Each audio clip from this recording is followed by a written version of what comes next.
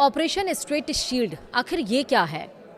Hormuz की घेराबंदी के लिए अब अमेरिका ने एक नया फुल प्रूफ प्लान तैयार कर लिया है।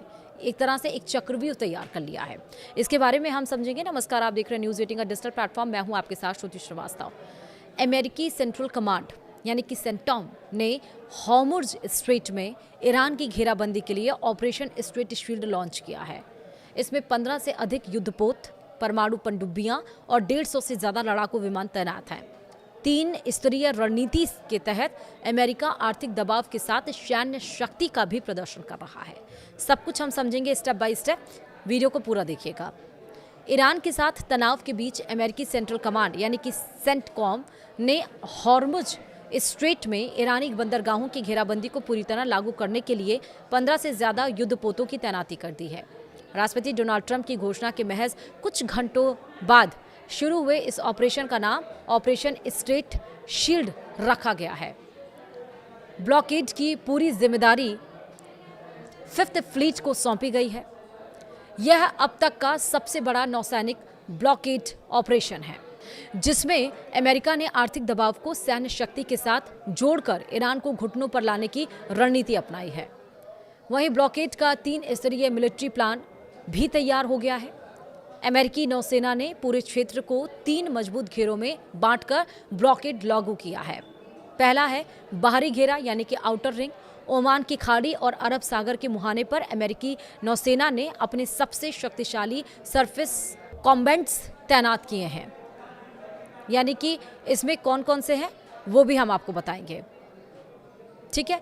उसके बाद से वो जो जगह हैं जहां तैनात किए हैं वो हैं 4 ऑलरेह बर्के क्लास यानी कि डिस्ट्रॉयर्स और 2 टाइकॉन डिरेगो क्लास क्रूजर तैनात है। इन जहाज़ों पर एगिस कॉम्बैट सिस्टम लगा है, जो ईरानी एंटी शिप मिसाइलों को 300 किलोमीटर दूर से ही ट्रैक कर नष्ट कर सकता है। वहीं घेराबंदी का पहला स्तर ओमान की खाड़ी में तैनात है, जहां एल हाय बर्के क्लास डिस्ट्रॉयर और टाइकॉन डिरोगा क्लास क्रूजर जैसे अत्याधुनिक युद्धपोत मौजूद हैं। ये जहाज एगिस कॉम्बैट सिस्टम से लैस है, जो 300 से 500 किलोमीटर तक की दूरी पर मिसाइल और हवाई खतरों को ट्रैक कर सकते हैं। इन जहाज़ों से दागी जाने वाली SM-2 और SM-6 मिसाइलें 150 से 370 किलोमीटर तक के दायरे में दुश्मन के फाइटर जेट, ड्रोन और एंटी शिप मिसाइलों को हवा में ही नष्ट करने की क्षमता रखती है। यही वजह है कि इस घेराबंदी की पहली परत को डिजिटल शील्ड कहा जा रहा है। वहीं दूसरा है मध्य घेरा, द स्ट्राइक जोन, यानी हवाई और समुद्री प्रभुत्व। यह घेरा ब्लॉकेड का मुख्य केंद्र है, जिसका नेतृत्व परमाणु संचालित एयरक्राफ्ट कैरियर कर रहा है।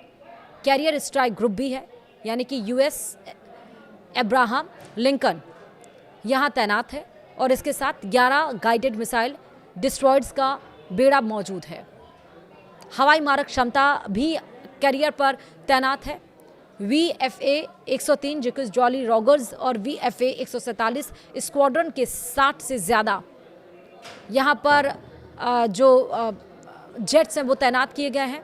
अत्याधुनिक F-35C लाइटनिंग सेकेंड विमान 24x7 कॉम्बैट एयर पेट्रोल यहाँ पर कर रहे हैं। वहीं विशेष विमान भी यहाँ पर डिप्यूट किया गया है।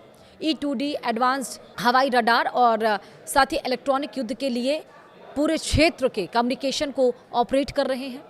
और इस सैन्य ऑपरेशन का केंद्र है USS अब्राहम लिंकन, जो एक चलते फिरते एयरबेस की तरह काम करता है और इसके डेक से उड़ान भरने वाले जो सुपर हॉर्नेट फाइटर जेट हैं लगभग 700 किलोमीटर की कॉम्बैट रेंज में सटीक हमले कर सकते हैं। इसके साथ ही F-35C lightning second stealth fighter, जो लगभग 1200 किलोमीटर तक की दूरी पर बिना रडार में आए हमले कर सकता है और इस ऑपरेशन को और घातक बनाते हैं।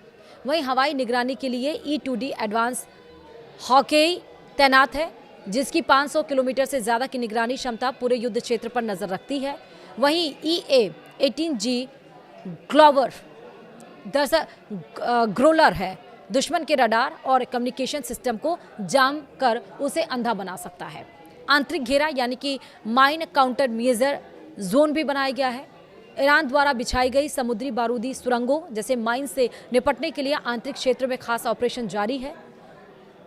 Mine counter measure, 4 Avenger class minor sweeper जहाज और MH-53EC ड्रैग हेलीकॉप्टर तैनात है। अंडर वाटर सुरक्षा यानी कि 2 वर्जीनिया क्लास परमाणु पनडुब्बियां समुद्र के नीचे से ईरानी किलों क्लास पनडुब्बियों पर नजर रख रही हैं। माइन स्वीपिंग ऑपरेशन पहले ही शुरू हो चुका है। ईरान ने 100 से ज़्यादा समुद्री माइंस बिछाने की धमकी दी थी, जिन्हें अमेरिका लेज़र और साउंड बेस्ड सिस्टम से साफ कर रहा है।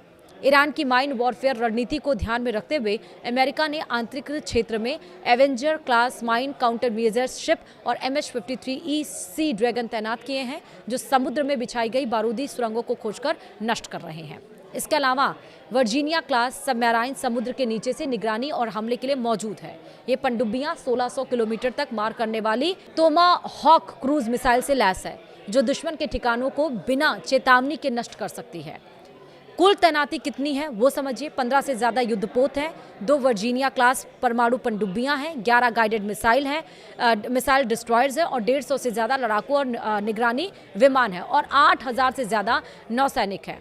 CENTCOM commander general Michael E Kularia ने कहा है कि हम शांतिपूर्ण अंतर्राष्ट्रीय व्यापार को सुनिश्चित करेंगे, लेकिन ईरानी जहाज़ों को हॉर्मुज स्ट्रेट से गुजरने की कोई अनुमति नहीं होगी। कोई भी उकसावा तुरंत और निर्णायक जवाब दिया जाएगा।